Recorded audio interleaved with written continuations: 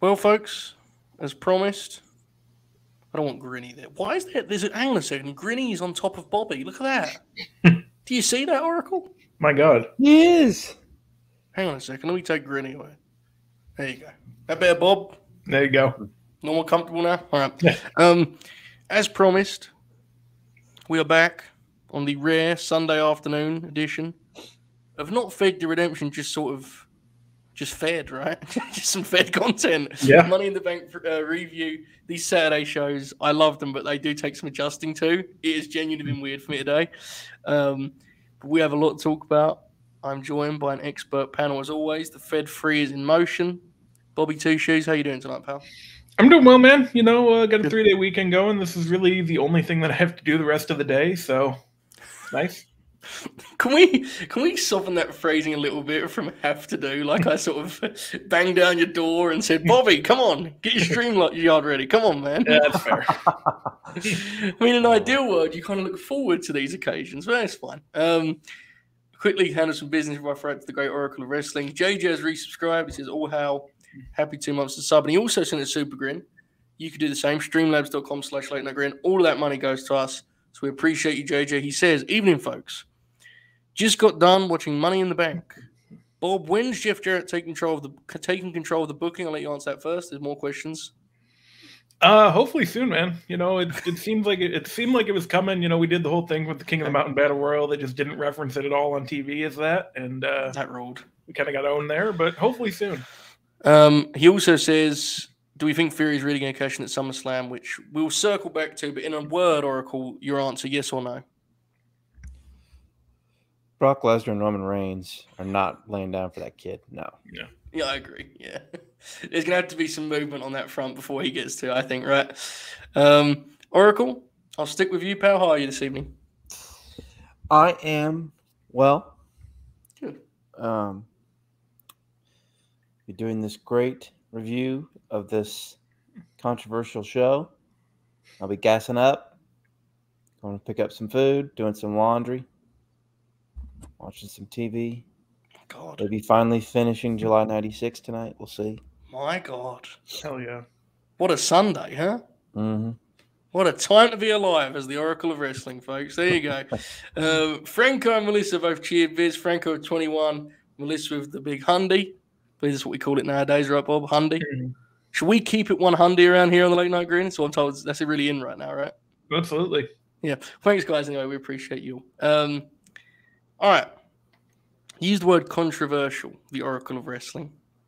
Fair way of putting it. I'm going to set my stool out here and say I like this show. So if you're here to see me get mad, I'm not going to because I'm past that point in my life. We'll get into what the lads think and let's do that now, actually. Before we go match by match, let's just talk broad strokes. What did you think of Money in the Bank, Bobby? I was entertained throughout. There were a little bit of a lull in the middle, which we'll get into, but I think it was fine. I think I liked it a little less than Hell in a Cell and probably even Backlash, but it was fine. It wasn't bad. Mm-hmm. I think that, in fairness, that does speak more to those two shows, which were like a good time. Oracle, where'd you stand on Money in the Bank, mate? Yeah, I mean, it was fine. Like, there were a lot of the matches did not click.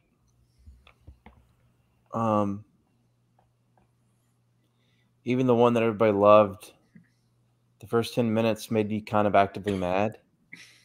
Yeah. Which really hurt the match for me. Fair. We'll get into that. But it was like a really well-booked show, and then they just decided to like laugh about it and change everybody's minds about it at the end, which is peak Fed, which I kind of respect in a way. Yeah. But fair. Other than that, I mean, yeah, it was definitely a fun watch. Went by pretty quickly. It's actually been a while since they've had a really good show and then spiked the main event because they used to do that pretty frequently, and it's probably been a couple of years now. I mean, depending on what you thought of the Royal Rumble, but that wasn't really a good show throughout. Yeah, WCW used to do it all the time.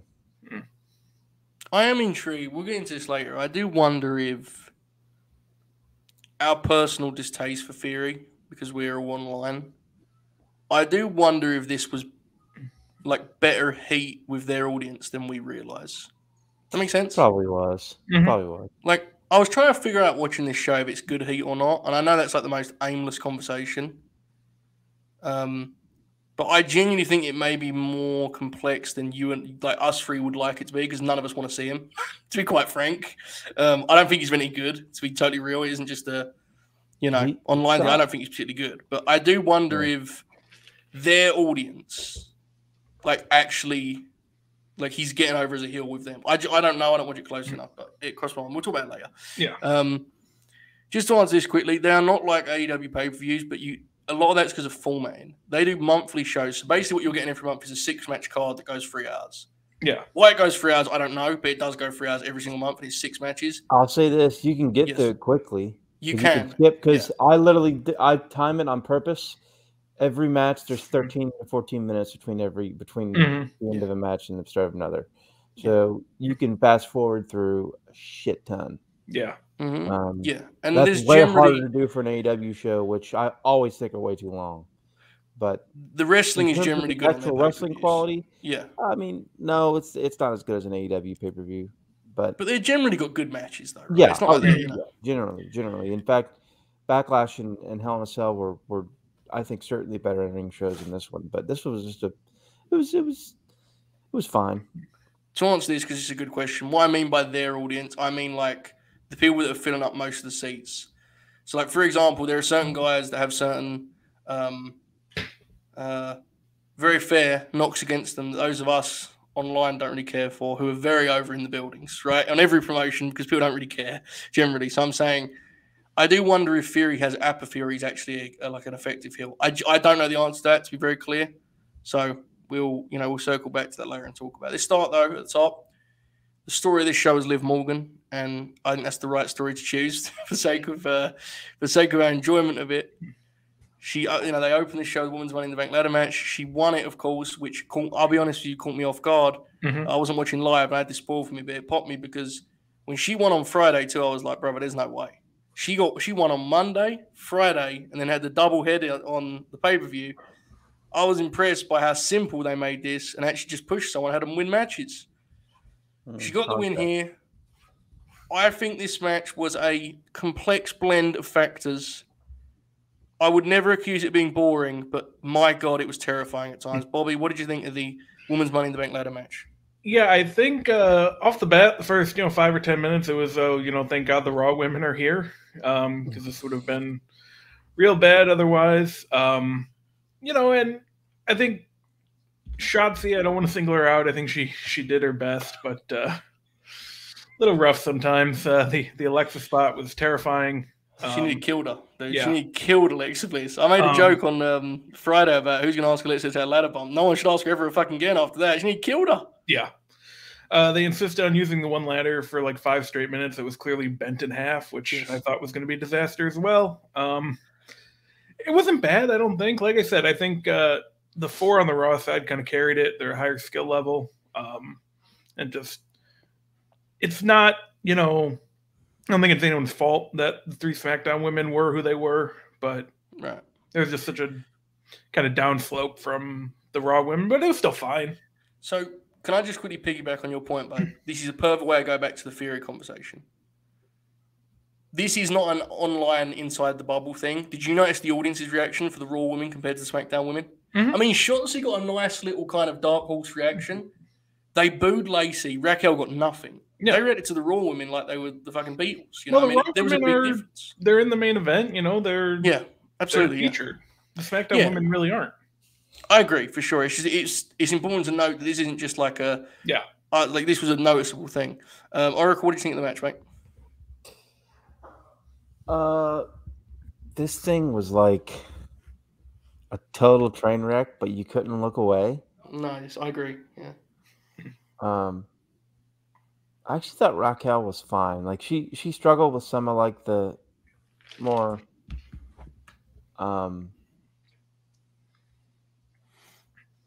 convoluted sequences, I guess, in a way, but she was fine. Lacey was just not over at all. They hated her. which I figured they would. She was the only one that got that reaction, right? The only one. Yeah. She wasn't even bad in this. She just didn't really do anything. Shotzi was just remarkably bad. But you couldn't look away. Like, the spot where I thought all 4 Raw women were actually legitimately good in this match. Yeah, I agree. Liv, who's now a SmackDown wrestler, I guess. They badly needed that. Liv was kind of like, they did that thing they've done before where Liv, they kind of limit her involvement just in case because you need her to be healthy. Yeah. It was noticeable Bob said, carry on her combat. The spot when they did the electric chair with Shotzi and Alexa was literally, first of all, they should not have been, that was still pretty much 99% Shotzi's fault. Like, it was her fault. But that ladder should not have been used for 7.5 minutes straight or whatever it was. Yeah. When she stumbled, I thought, oh no, I audibly gasped. And you could see there was just like shock and like anger on like Alexa's face. Yeah. She got like dropped at her fucking head. It was brutal, man. You see the way she took that? It was like, fuck. Yeah. It was crazy. And then the leg, Becky was the one doing all the crazy spots, which was insane to me. Oh yeah, no, the way she came down on the table, I thought she messed up her leg, but I think she's okay. Bro, dude, that was nuts. Why did she take it like that? She was so protective of Asuka. She nearly like took her own legs out, man. It was crazy. Although Asuka's ribs. Oh yeah, it didn't work. Don't get me wrong. No, that was an insane spot because it's another thing of like. I feel like they don't know how to gimmick the ladders for the women because the women are obviously the weight's different. And this was another. Although I've seen guys, I mean, we saw the Sami Zayn powerbomb.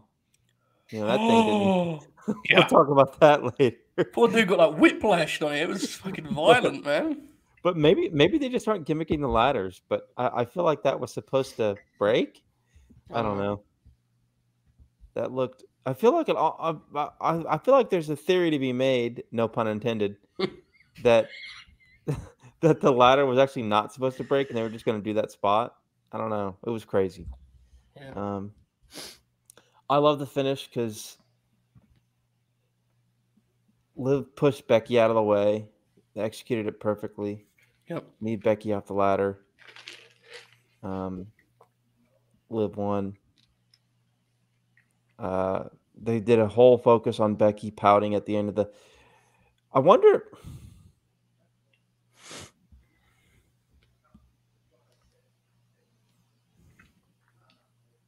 My God. Wonder if they do Becky and Ronda at SummerSlam. Anyways, I want to talk about it. Let's actually just do that. Let's do it. So, sorry, I was pausing and thinking, and then all of a sudden, there's neighbors outside that are being very loud. Well, so here's my thing. But they've made a point of keeping Becky and Asuka moving. On Friday, she jumped just Asuka. Last night, they had the big spot with the ladder we're talking about now with Asuka.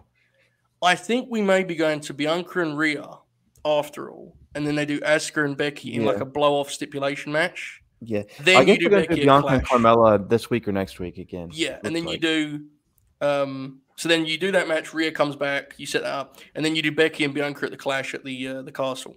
Right? That'd probably be what I think they would do. Which, I actually think, like, I'll be honest, and we'll get into this more later when she cashes in, but I'm a little bit worried for Liv because of the side that she's on. Like, I think that roster could be very challenging as in the first time champ. She's going to lose it like on Friday.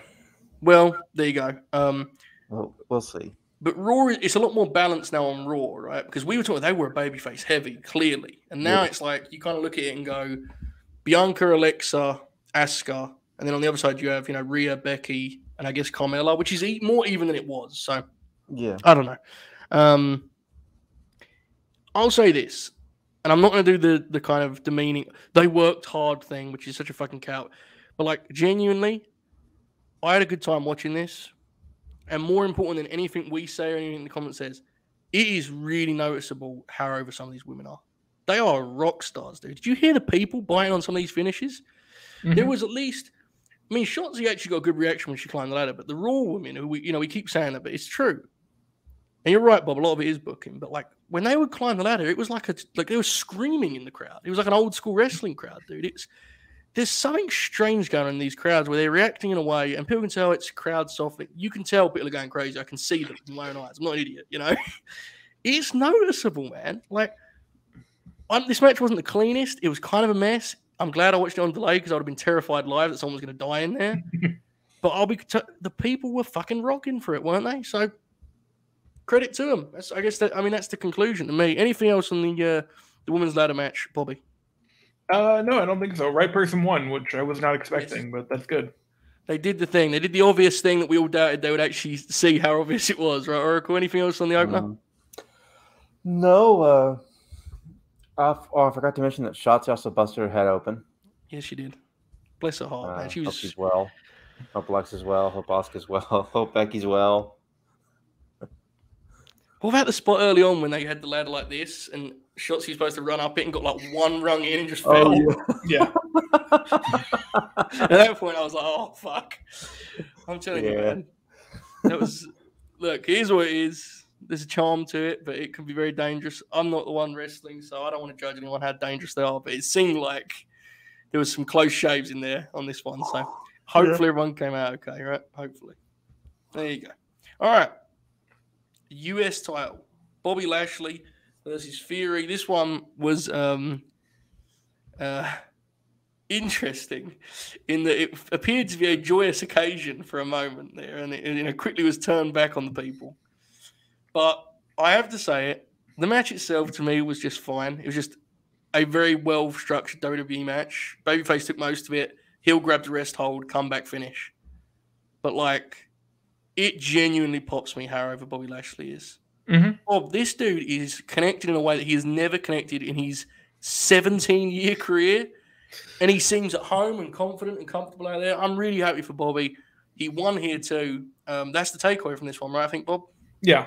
Yeah, and it rules because, they always, since he came in, really wanted him to be a top guy and a big deal. And he was, but it always felt like there was something missing. And now it really doesn't feel like it's missing anymore. It's really cool to see. I wish, just as far as the match goes, if Lashley was going to win anyway, they should have done that press slam into the Dominator as a finish because I thought it was going to be the finish anyway. But, that's just kind of a minor thing. That was cool, though.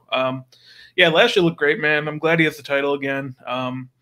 And if the Roman and Brock stuff's going to mostly be on SmackDown, Lashley can kind of be in the main event with that title and kind of be a big deal, kind of be a draw. So, yeah, good too. It's kind of the solution we talked through last week, right? Of like, there's something to that, him being like the kind of de facto main champion. Oracle, what do you think of the match and what do you think of the result here? The match was fine. It was kind of a fun match. Theory turned it to a total halt with this fucking headlock, and doesn't do it as endearing as like a Randy Orton. He doesn't make the funny faces like Orton does. Factual. Maybe I'm just biased and just ribbing on a kid, but that was a lull in the match. But the press slam into the fucking power slam was incredible, and finish was great. Yeah, this was the right move. Of course, what we got at the end was whatever, but Lashley as U.S. champ is the right move, and I hope they give him some good feuds. I kind of think he might end up feuding with like Damian Priest or something, but Pop. Which they might have good matches, but I think it'll be pretty clumsy matches, but yeah, they might be. Yeah, good. You know what I mean, but clumsy and maybe in a fun way. Yeah. But I don't know. Raw's a really good show, but they need to they've got a mid card there. They just need to, shake it up a little bit. The one that struck me. This isn't possible right now, but the draft is only like 2 months away, 3 months away. Oh God, dude, the draft. They're going to do it too, aren't they? What? The draft? Oh, every year, Mm-hmm. bro. Guess what? They're going to do it, and it won't mean anything because they're just going to have Oracle of Wrestling. All this brand splits is going to be.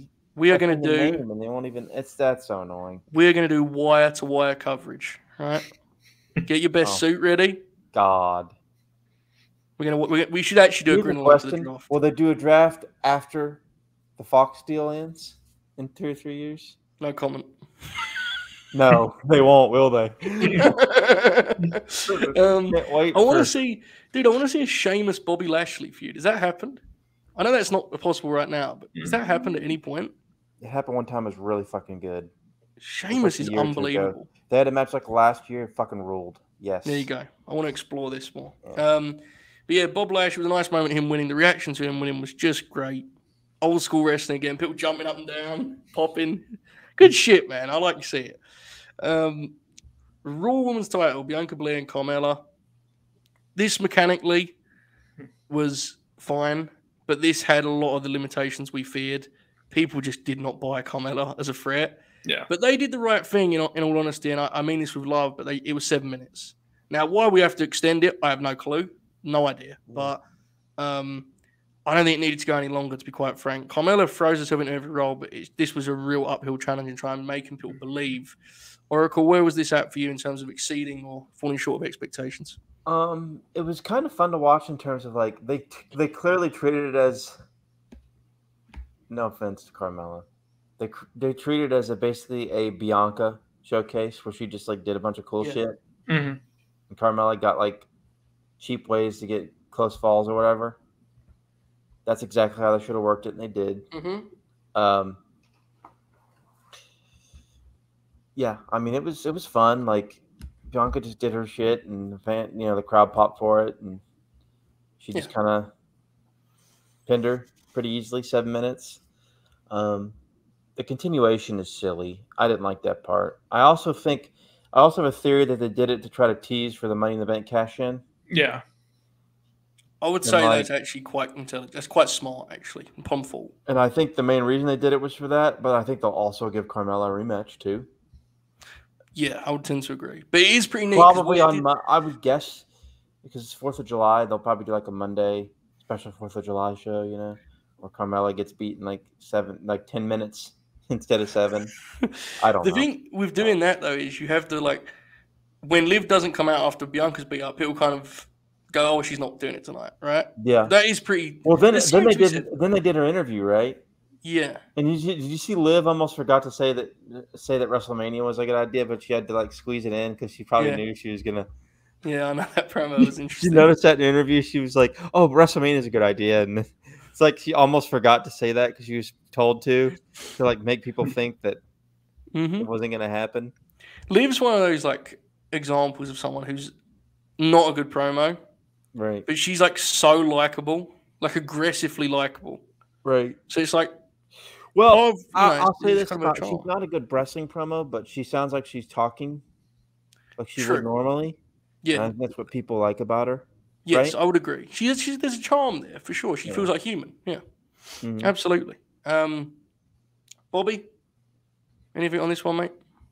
No, not really. I mean, they did what they had to do. Like, again, we had our concerns about it, and it was fine. I don't know if they kept it going for a Raw match or like if Rhea can't go for SummerSlam, they're going to go back to it. I can't imagine them going back to it at SummerSlam though.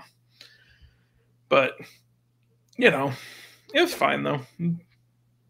Yeah, I think the 2 women's matches kind of struggled on the show for various reasons. And yeah, the other one was just. We'll get there. I'm intrigued by this. Before we get to this, actually, there was an advert on the show. Which got one of the most incredible reactions any wrestling segment has ever biggest gotten. Biggest heat of the night, other than maybe the finish of the show. People, it appeared that part of the heat, it wasn't just that it was shilling, it was like people kind of thought it was a real segment because they cut to it in a way like it was a wrestling segment, right? Yeah.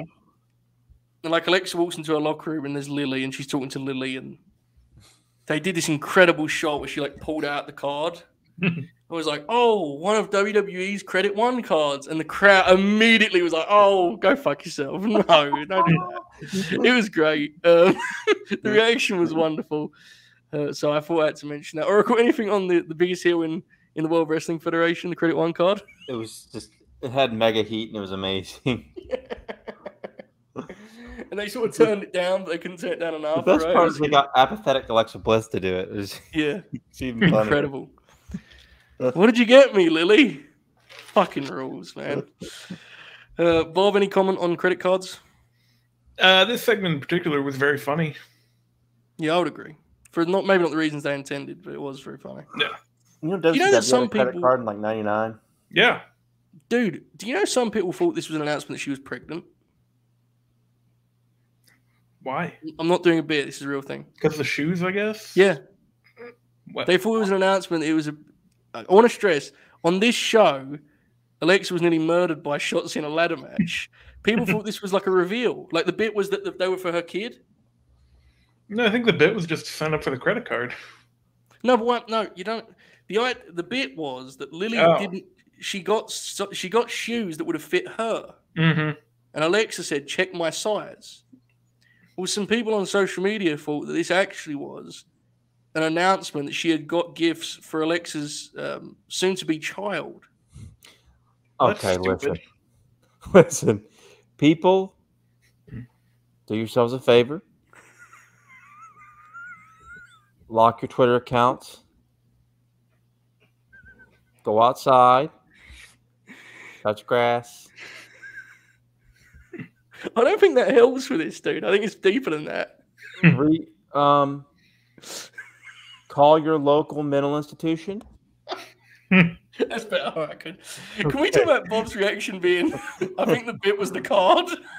Yeah, I know that, but I'm trying to... Could you imagine they did a pregnancy reveal within a credit card advertisement? Layers. All right, anyway, tag team titles. The Usos versus the Street Profits. I'm very excited to throw to my friend, the Oracle of Wrestling, who said a portion of this match made him very mad.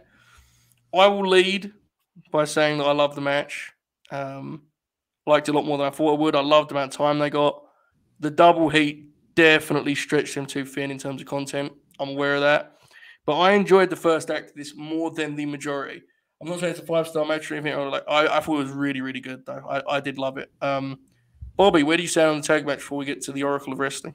It was good. It was too long. They probably could have cut off about 7 or 8 minutes at the beginning, and it would have been fine. But they got there in the end, and it was a really fun match. You know, we were worried about the limitations because we've seen all the stuff that they can do with each other already, and I think they found some new stuff. That was good, but yeah, a little too long. But overall, it worked out. The Oracle of Wrestling. Your thoughts? It's not so much the length that I had an issue with; it's the pace of the first 10 minutes. Yeah. Yeah.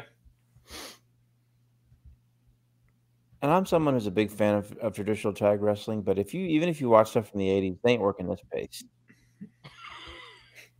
This was, hey, Jimmy, Jay, Bruce Pritchard voice, go out there and work like Roman. Like he would. Terrible idea. They go out there, they throw a punch, like they're just walking around, and the crowd was like, there wasn't really even any heat. They were just like literally like walking around in little circles, and like it sucked. Like I was like, come on. Like the first 2 or 3 minutes was fine because they had like, you know, face shine or whatever, but this was like I was getting annoyed. Yes, the match picked up, got really good. But that first 10 minutes was like really frustrating for me. There's a way. I think we're probably going to get that with them, and I'm just going to have to live with it. I'll probably hate it, but not the pace that I want to see. Like, I'm not asking for fucking. No, don't get me wrong here. I ain't asking for Lucha Bros and. I understand. I'm asking for FTR being able to mold those two styles into one. That's what I'm asking for. And the Usos did not do that here. They did a very poor slow down version of tag wrestling that grated me. And then they finally picked it up and things got a lot better, especially once the heat started going on I guess it was Dawkins. Was Dawkins the first one who got heat? Yeah, and then they did. Yeah, Montez fed into a super kick. Well, really, it picked up right before Dawkins made the hot tag to Tez, and then it was great from there. But mean, man, just quicker tags. You can trash talk and stuff. I agree. Make the pace. I will say though, It's really frustrating me. it's interesting to me. You and I have like flip places. Remember the Backlash match? I had a real issue with their heat. Remember the trios match at Backlash? I was like, the heat segment really exhausted me. And you said, I actually had no problem with it. We're in like the opposite role here. Because I felt that exact way about that heat segment. And this one, other than like a little middle bit of it. We lost Joe. Hopefully I'm back. Hopefully the Oracle of Wrestling filled that in for me nicely. But I mean, the one thing I would like to talk about, everyone talks about Montez, and obviously it speaks for itself. Dude's, he's a star. Angelo Dawkins has come a long, long way, man. Dawkins is good, dude. That guy genuinely has really figured it out. He's a good wrestler, and he should, when they break this team up, which they're going to do, they should give him something else. He's good, and he impressed me. Break this team up. He's a really good wrestler. I don't know. It's tough.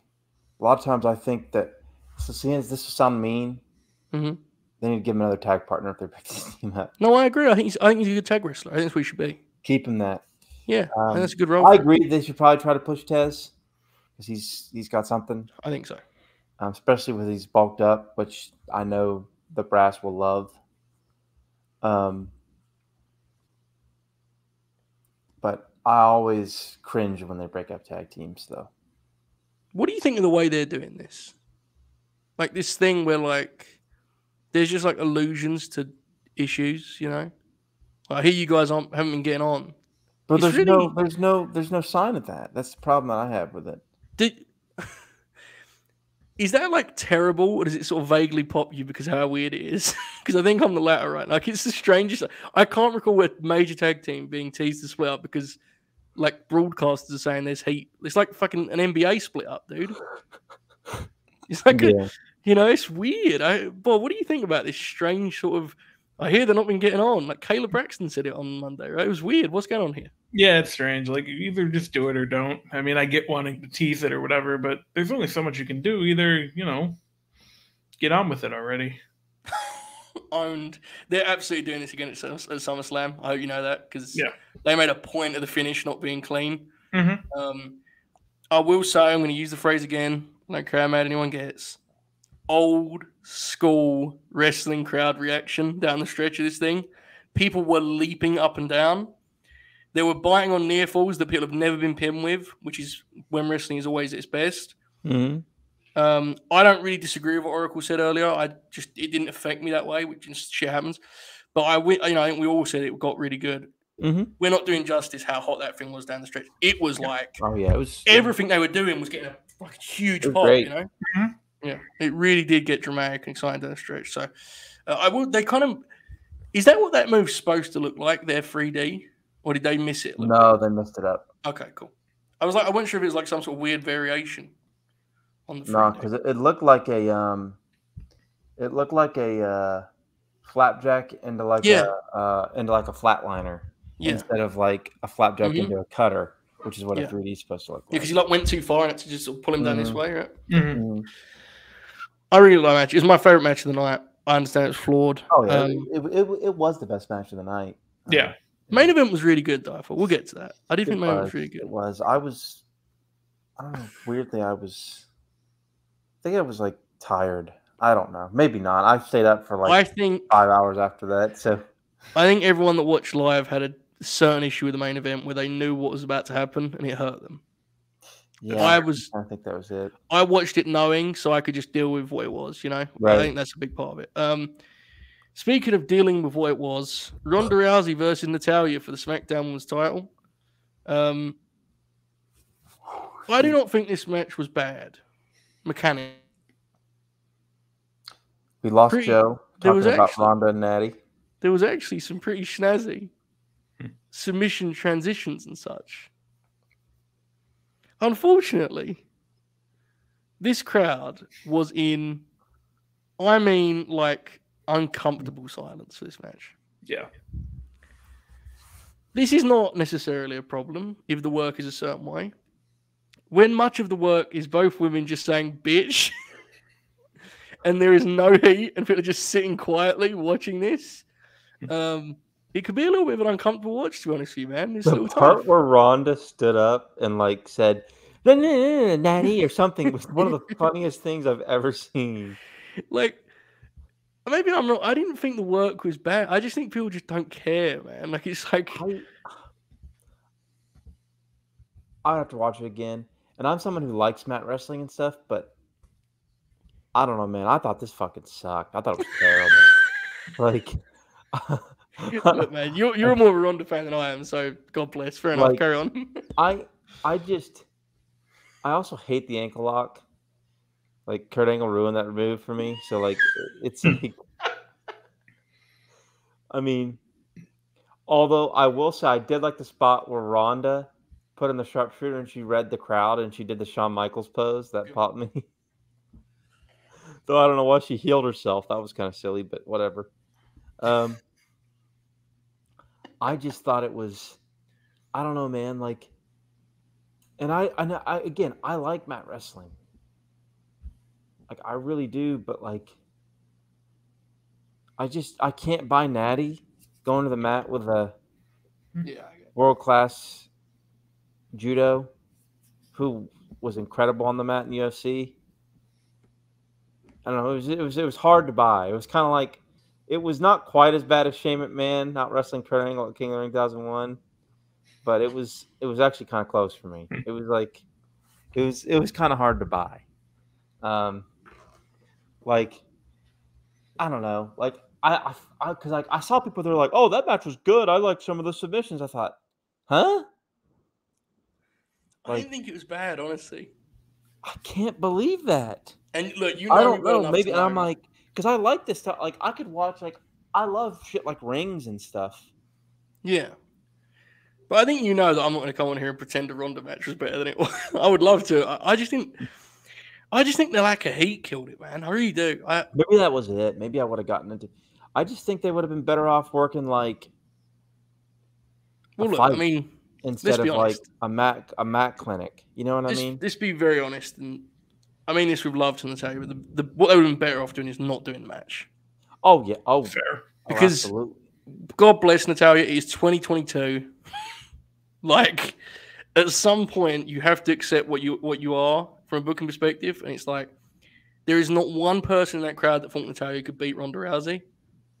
You've got to get these. You've got to help SmackDown some. We're going to talk about it in a second with Liv, but Bobby, what did you think of the match? I don't know if it was bad. It just I probably would have laid it out a little differently, so it didn't start with 3 or 4 minutes of them just trying to grab a hold while the crowd didn't care.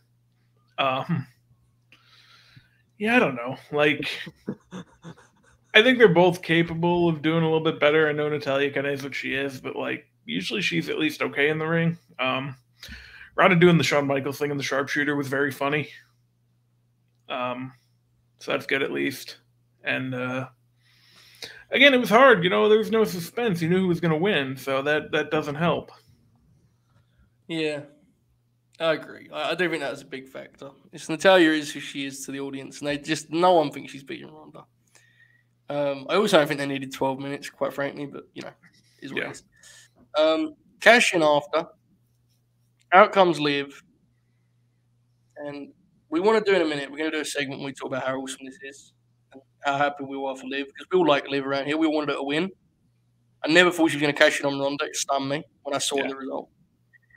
However, because it's necessary, we do have to talk about how this was executed. There are compliments here. There are positives. This reminded me a lot of Del Rio and Dolph, where they played with the audience's kind of fears. They'll never give Liv her due, and they kind of played that out in the ring. And the way the crowd booed the ankle lock, I thought was really effective drama storytelling. I don't know how I feel about Ronda standing up and being like, "Good job." I don't know, man. I think the intentions were the best, but babyface cashing on a babyface and then them shaking hands and hugging. I don't know. I don't know how I feel about that. It gives me participation vibes, participation trophy vibes. But I don't even want to nitpick it, but I think there's better ways for a babyface to win the title. On the bright side, the audience fucking loved it, and I think everyone would have popped for it. So, Bob, what did you think of the cash? And then we'll talk about what it means for Liv as well, just the actual execution of it itself.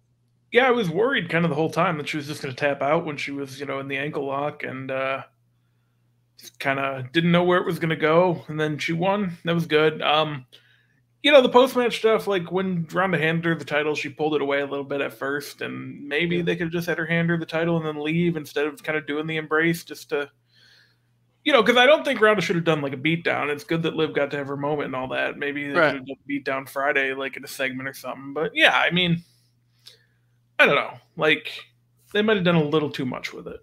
Yeah, and like to be clear, I'm not saying it sucked. I honestly don't care. I'm really genuinely happy about the whole thing.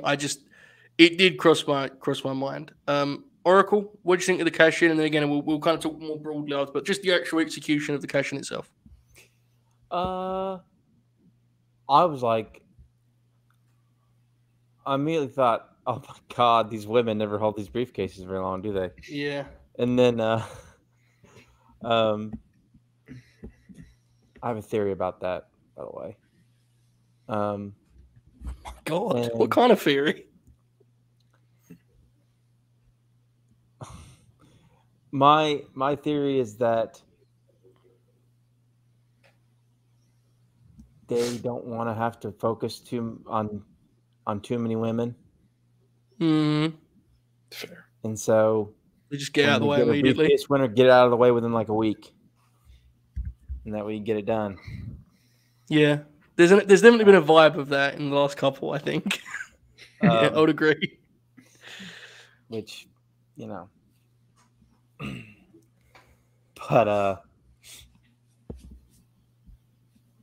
yeah, I mean, it was the hug or whatever was weird, just bizarre.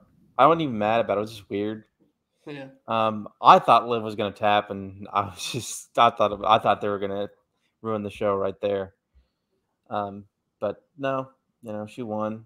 I don't think Ronda was really hurt enough to be like kick her in the knee and roll her up. So it felt like Liv just beat like a fairly healthy Ronda, which God bless.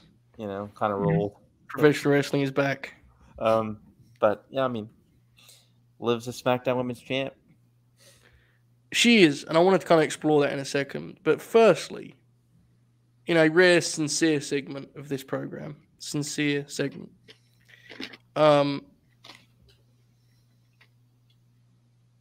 did we lose Joe? We did. Yeah, we did. I'm going to fix this in a second. I may break out when I'm done talking, but I'll be back. What a story this Liv Morgan thing has been, huh? Mm-hmm. Like, at one point, honestly felt like a bit online. But she actually was so committed to getting better that she's now like genuinely one of the most popular baby faces. Mm-hmm. I'm not here to tell you that she's like, Sasha Banks, because she's not. She'd tell you that herself. But she's pretty damn good, man. And she's always been such a willing bumper, and she always has tried incredibly, incredibly hard. And again, I know that sounds slightly like I'm, patting her on the head, but I'm being sincere and saying that like whenever she could and however she could, she stood out. And it was really cool to see her get this moment. And the reaction online, I think, was very, very telling. I may cut out here shortly, but I'll throw it to Bobby Two Shoes, and I'll be back momentarily. Bob, go ahead. Yeah, I think it was cool. She's been there for, 7 years now, and, they cut the Ride Squad. She could have easily just gotten complacent, I think. She went all in on the Lana stuff. She went all in on basically anything they gave her, and, just kept going. I think the Becky feud made her genuinely better, even just looking at the first match of the feud compared to the day one match. And then from there, she kept going, man. And it worked. The Alexa stuff was working. I'm kind of sad in a way that we're not going to get any more of it. But in the long run, it's good. I think SmackDown needed her. I think Liv and Bayley is a kind of built-in feud that you can go to off the bat if you want to. And yeah, no, it's good, man. They did the right thing. Quickly, because you bring it up, I asked a few months ago if they were just getting rid of tag titles altogether. That's happening, right? They're not coming back, are they? Yeah, it looks like it. That always felt like an obvious thing that people were going to just pretend wasn't going to happen, but absolutely was. Anyway. Look, just real quick. If you do take them away and you're like, we're adding a women's mid-card title, I think it'd be fine. I agree. I'm just saying it always felt very possible to me. Look, they struggle with tag team racing. I'm not going to say I'm devastated about it. I just think they'd be better off doing like a women's TV champion or something. Mm-hmm. Yeah, I think it'd be fun for sure. I don't think they would do it, but I think they'd be better off doing that than a tag champion. Tend to agree. Oracle, your thoughts on Liv's kind of the conclusion, not conclusion, this kind of combination of her progression. Go ahead. Yeah, I mean, Liv has always been charismatic, I think. Yeah. Even in the early days of Riot Squad, like she was always a big bumper. That was kind of her forte in a lot of ways. Was in those trios matches she would bump well. And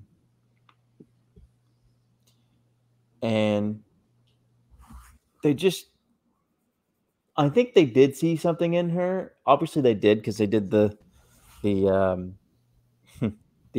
brief love triangle when Heyman was in charge. Where Liv got rebooted.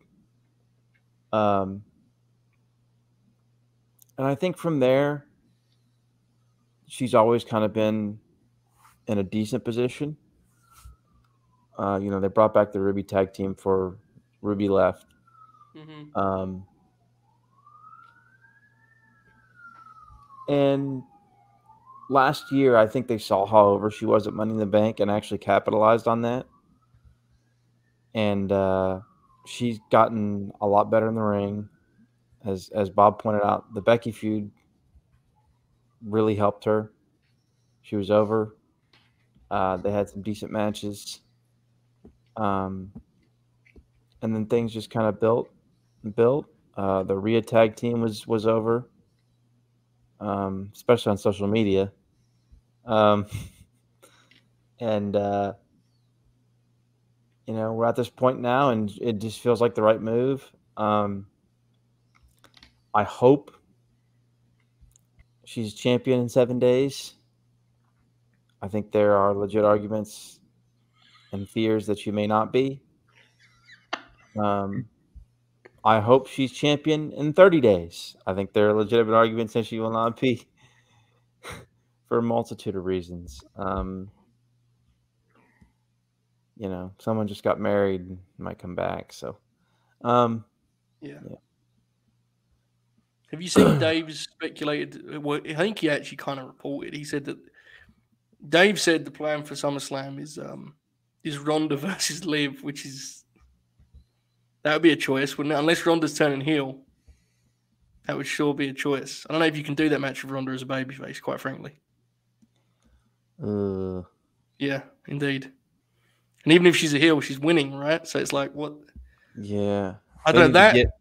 They need to get Ronda away from her. This is the one part that worries me. Is like, I'm happy for her, but the puzzle pieces around her cashing give me very. I don't like it. Well, vibes. I like this. I'm happy for it, but at the same time, I think we all have legitimate fear of it's a good job, Liv. Pat on the head. Now give us our title back, and we're going to give it to somebody else who we want it to be. Because here's the problem. Do that. Who would we book as her SummerSlam match? This is my concern with SmackDown. Is I don't even know what the match should be.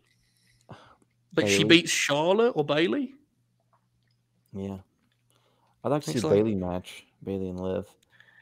Yeah, I would too. But you're going to bring Bayley back and have her just put Liv over straight away? Yeah, probably not. You think this is where it gets really difficult? You think we'll see Bayley? I don't know. There's a lot of things to do. Becky's going to be at SummerSlam. I don't know what they're going to do with her. Asuka in a rematch? I think Asuka in a stipulation match, yeah. I think so. So I think that's Raw cut. I think Raw will be Rhea Bianca, Becky, Asuka in a blow-off. And then with SmackDown, it's I don't even know what I would do with Liv on that roster. I have no clue. I guess if she beat Charlotte, that would rule, right? Yeah. But do we think that would... No. Old Ashley Flair would have a scary, man. That's the one. That's the one thing. If she was Queen Idolo, have some. I think. Look, some problems with that. We're all glad Bianca's the champ on Raw, but if she was champ on Raw, it'd be a lot easier to navigate. I think. As fan, Bob, what was you going to say? I'm sorry. I mean, she could still beat Ronda. It wouldn't surprise me, I guess. And then maybe. How do you do that? If they do a singles match and Ronda's is still a babyface, how does one construct that match with Ronda not winning? With how they present Ronda, Does Liv like small packager? What do you do? I guess so. And then if she does, then Ronda's got to turn. And then what do you do when Ronda's turn? She has to win the belt. This is where Unless Ronda's going to leave for a couple months. Well, now we're talking. Okay, let's continue to explore these exciting opportunities. In that case, you do Liv and Charlotte, and she could beat Charlotte. I agree with Oracle's concerns, but she could. It's feasible, right? Small package. But it's like, it feels very, kind of dangerous right now. Yeah. Kind of dangerous, that's all. But we'll see. The Raw crew would be a lot easier for me to kind of figure out what to do with her as champ. But luckily, the draft's not that far away. So hopefully she makes that far. I'm not convinced she will. Honestly, though, God bless, right? She made it. Can't take away that night from her. So we'll talk about these on the upcoming many Fed Deads ahead of us. All right. Main event, Money in the Bank ladder match. Theory was the late addition. Again, this is where I struggle with the heat thing because the one part I'm pretty sure wasn't good heat was Adam Pearce building up a replacement and it was Theory. That reaction was not what you want. I'm pretty confident. But nonetheless, it's Theory, Drew Mack, Madcap Moss, Omos, Riddle, Sami Zayn, Seth Rollins, and Sheamus. I actually really like the match. I thought it was almost perfectly produced. The finish does nothing for me because I have no interest in seeing him on TV with this briefcase, but that's just me. But I thought the match was really well put together. Sami Zayn was an absolute treasure. Yeah. The real highlight for me was Sheamus, who just... Oh, he's incredible. Always taken for granted. He's been the same wrestler for about 12 years now. And he's just walking around whacking people. He's hitting them with body shots and fucking kneeing them in the face. And he's just an animal, man. He's just... There was one, I think it was Riddle, he cut off. He punched him in the body and did a backbreaker to him. That rules. What a great wrestler. He was remarkable here. And the other thing was the Omos spots, which... Omos has figured out this way of selling. And when I say figured out, I mean that kind of generously. He does this thing where he sort of dances around as he sell. Have you noticed this? He sort of does this. He does this sort of maneuvering thing. I don't think it's any much good, but I enjoy it. You know, it's a kind of charming, endearing in a way. Like no matter what anyone hits him with, he does this thing. So I like that part of it. I thought the match was really good. I liked it a lot. Oracle, what did you think of the main event? Yeah, it was good. It was really good. Sheamus was awesome throughout the whole thing. You're right. Yeah. Sami Zayn hiding around the ring post on camera was incredible. And then he took. I also loved it as entrance. He was like waving the Bloodline shirt around and stuff. It's incredible. He's amazing. See, listen, incredible babyface worker. Look, I got no problem. People like, but he always felt, because of his real life personality, I always felt he was kind of a fucking dick on the mic as a babyface. To me, he's like a fucking asshole, like an annoying asshole. And this fits him way more perfectly as like the sticky heel. He's amazing at this. He's so condescending as a babyface, like, but as a heel, he's just amazing. And God, I probably sound like Vince because that's probably what Vince thought. But 100%. But carry on. But that's also how I feel. It's fine. I don't know. Maybe everybody else. Tons of people probably disagree with that because his politics align with everybody's. But I just think he's a condescending fucking dick. But it fits perfectly with his character. It fits perfectly with his character here. And he's just amazing. Drew McIntyre was great in this. He was pretty over. I liked how they kept working. I like how they kept working over like Omos. They did it multiple times throughout the match. The ladder burial, the table spot, which was crazy. Yeah, this was a lot of fun. The finish was, you just knew it. Yeah, you just knew it. But it was a really good match. Bobby, what did you think of the main event, mate? Yeah, that was good.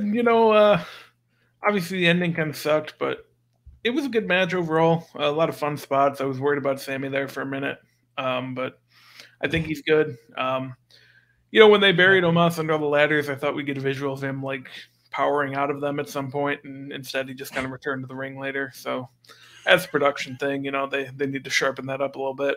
Yeah. Good luck. And then when they all put him through the table, they threw him so far that he almost missed the table, which was very funny. But it was good though. Good match. Again, and I want to just talk about this because I talked about it with him last night, but don't have an at brings up a good point in the chat where they probably are doing a little bit wrong by Seth Rollins at this point. Like, I know. It's crazy. I understand completely. It's very funny to bring it up, but like he probably should have just won it. We've talked about how he's not for us, but he probably is fine to have another title run soon. And it just like I don't know what you do. They do Riddle, and then from there maybe revisit him. But yeah, it is a little crazy how we're in this position with him now. Don't say we, Bobby. Well, don't say we. Be in whatever position you want to be in life, mate. My position on that comment right there, owned. That's my position. That's fair too. I mean, it's fine. No, you're right. You're absolutely right. He's way more over than his presentation right now. He's doing great. I'm just in a bit. Oh yeah. But yeah, it was a lot of fun. The finish. What do we think, guys? Good heat or bad heat with a live crowd? Genuine question. Theory winning. Good heat or bad heat with a live crowd? Bob, I'll go back to you. What do you think? So I think at first it was just heat because he was the replacement. I agree with that for sure. Yeah. Yeah, you talked about that. Again, like I don't want to come off as insensitive about it, but I don't think a lot of people in that building know the other stuff about him. Like some do. Yeah. But the majority of people who are buying tickets to a WWE show really just kind of watch it on TV. Like they're not. And we talk about the bubble a lot. Like a lot of the people aren't in the bubble on Twitter, and that stuff hasn't really. It's not that it hasn't gotten out. It hasn't gotten out to like a mainstream level where they'd see it. Yeah, and his stuff people don't care too, unfortunately. Carol's right. His stuff isn't. A lot of the speaking out stuff, like I feel like a lot of fans know what that is. Even the ones that would buy the WWE ticket, they don't know every wrestler who's. And I think his is one of the more under the radar. I would agree. Yes. Situations. So I don't know. I think there was apathy when he came out because it's like this guy, Yeah, there was definitely apathy for that. I agree. When he won, I think it was kind of mostly. I don't know. It's weird. Like I feel like maybe it was like 50-50. Like there was apathy because they just think he sucks, and there was also just like, boo, he's a heel. It was mixed, I think. Yeah, it was weird, right? Like I hope I don't come across out of touch for even bringing this up, but I was intrigued by it because there was a sense throughout the night to me that he was getting heat from like a heel perspective, but there was also a sense people just don't buy him as that guy and they're bored of him being on their TV. And I mean, I'm certainly more the latter. I have no interest in seeing the guy on the show, but I do wonder where the consensus is. I don't know. Well, I mean, I don't know what he's going to do with it. He's just going to carry it around for 6 months until a lot of talking segments, Yeah, I mean, he's literally going to carry it around. They're not going to. Roman Reigns, that kid ain't cashing in on Roman Reigns. He ain't cashing in on Brock Lesnar. Who's he going to cash in on? Drew McIntyre, maybe. Oh, God bless. Clash at the Castle? Maybe not at Clash at the Castle, but. Could you imagine? Yeah. Big stadium, he beats Roman Reigns, stands tall, and fucking Theory jumps him. I've thought, who can he cash in on? I think McIntyre's the only one that I could think of that realistically have the belt in the next 6 months. What do you think of this Theory? Fuck. Of Cody coming back and winning it from him. Eventually, obviously. Yeah, because I think what you would do then is Cody wins it from him, and then they probably do Seth and Cody for the title one more time. Seth? Is he going to be on the card? Well, I mean, maybe at some point. I think he'd be a good Battle Royal winner, right? You need some star power in that thing at WrestleMania, That's true. That's fair. Unless they give Cena the title and have Theory cash in on him, but that would be. Bro, I'll be real, just because I know Don't Have an Ant knows this, but Seth was so over in this thing. Every time he went near the ladder, they popped. Yeah, his work's been great. I have no beef with Seth. I just like It's one of He'd our also be strongest fine though. bits. Like he could win a number one contender thing, or he could just be announced as Yeah. number one contender, and it's still believable. So whatever. He's become one of those guys who's his own worst enemy because he's just over and they know it. So it's like, well, they don't worry about him. You know, it's a shame. Also, kind of the stupidest thing they could have done is just have him cash in at the end of Brock and Roman anyway. It would have been, it's really dumb. But Yeah. so that's fine. Saved him from that. Oh, are you aware that Brock and Roman is the last time ever? Really? Apparently. That's what what they they said, said. right? Last time ever, Bobby. Better get yourself a plane ticket, brother. It's probably for the best. I'm going to be in Tennessee that day. I'm just not going to the show. What are you going to go to instead? Probably home. Watch it from here. Wait, what? What do you mean? You're going to be in Tennessee, you just said? Well, I'm going to be, because I'm coming from the other side of the state. So Nashville's on one side. I'm going to be in the other side. And then, Well, Nashville's in the middle of the state. well, yeah, I'm going to be in Knoxville, which is east of East of right. Nashville. And I You live don't west live of there. both. No, I know I don't. I'm going to be going through Nashville. So if they You got to announce drive me- 5 hours from Knoxville to St. Louis. yeah, so I'll just go home. But you're going to miss all of the big happenings. 6 hours, maybe. I mean, I'll just watch it from my house. I'm not going to miss it. I'll be home in time. I just won't be able to see it in person in a 95-degree stadium that's falling apart. You're going to miss when Lacey and Lexi win the tag titles, you piece of shit. Fair. By the way, is she a babyface or a heel? Lacey? Yeah, what's I going think on she's with that? supposed to be a babyface, but the fans treat her as a heel. Is it like a bit? Is it performance art or is it just bad I- wrestling? Don't know. Yeah, it's a shame. It was Not better really. when she came out. You're unconditional. Honestly, was what like It was I way can't even- better. she was way better. Yeah, because I haven't seen this act really other than SmackDown and then this. So I was like, what is she now? And she Yeah. has this strange sort of anyway. Another, I we'll think leave it. she's just like a, I don't know. Just a wrestler, man. She's like a Republican. I don't know. Is that a gimmick? I guess. I don't know. That would explain why they think she's a babyface, right? Yeah. All right, well. Kind of Um, like Sami Zayn's a liberal, so he's a heel. There you go. Chat, give me your rating out of 10 for this show if you watched it. I'm around a 6, 7, around that range. I had fun with it. I thought it was an easy watch. I didn't think there was much high-end pro wrestling on it, but I did really like 2 matches, so I'm probably leaning towards a 7 for me personally. Bobby, where you at on this one? Yeah, probably about a 6.5. I don't remember what I said for Backlash and Hell in a Cell, but it's below You give that. it a 12. You give Backlash a 12. Yeah, that's fair. So 6.5. It's fine. Yeah. The Oracle of Wrestling, what are you thinking rating-wise on this one, mate? Same as Bobby, probably about 6.5. Yeah. Yeah. It was all right. Hopefully, the road to SummerSlam is fun. We'll cover, pieces of that, I'm sure. We'll cover the show itself, obviously. That's the end of this month, right? Yeah, the 30th. All right. If we want to do a review show for that, I don't know. I don't know what time I'll be. I don't know what time I'll be home. May have to push that till Monday the 1st, but you may not want to do that. Yeah, we'll figure Is out it a that Sunday week. or is it a Saturday? Yeah, it's Saturday. Why don't you do it from the building? I'm not doing that from the building. You could be standing on one of those. Could be like posts Ryan that- Satin. Yeah, you could be pumping your fist for Lacey Evans or whoever. Here she is! One of the stars of the show is here. All right, well, that's fine. We'll figure it out, folks. We'll have some SummerSlam content, but that's many weeks away. We have many other bridges to cross. Speaking of such, I'll be back. When should I do this? I tell you, here's what we'll do, folks. I'll be back in 20 minutes for Fleet Week. So that's 4:30 Eastern, 9:30 in Great Britain. 20 minutes, right? I'll be back for Fleet Week. Then I'm going to do something Wrestle Purist. Then tomorrow we're going to do Against All Odds review. That's it, I think. Tuesday, because it is the holidays, there is no new episode of the 31. There is instead a best of compilation, every episode so far. So get your family together.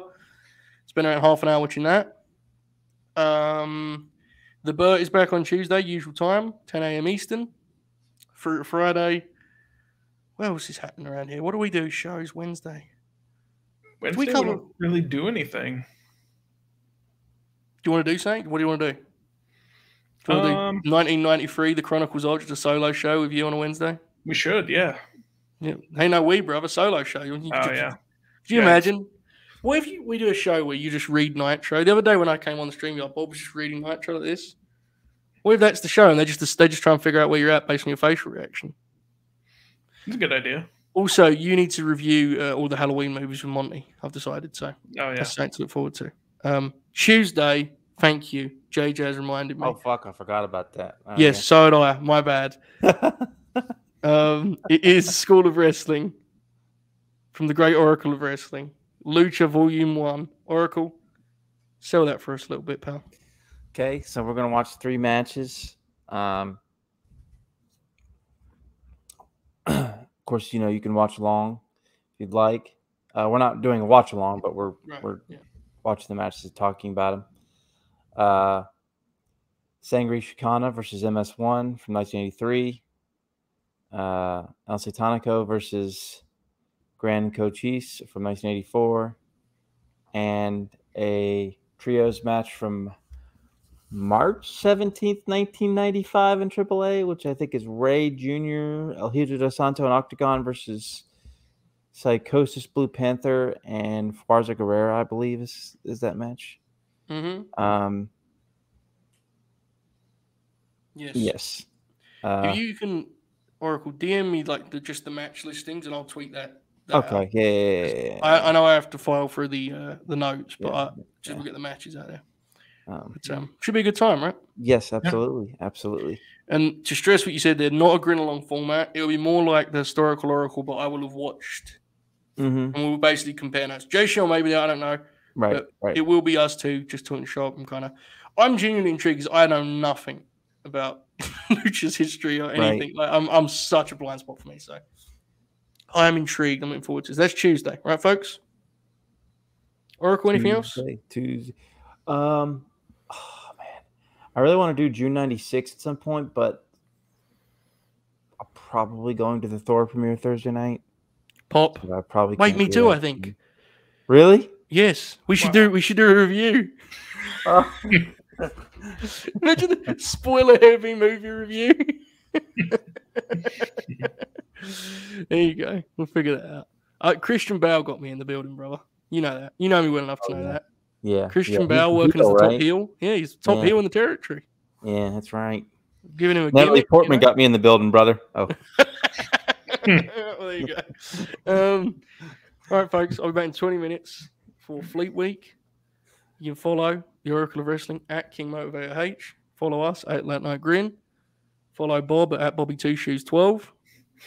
And I'll see you in just 20 minutes. In the meantime, though, enjoy this outro. Or how?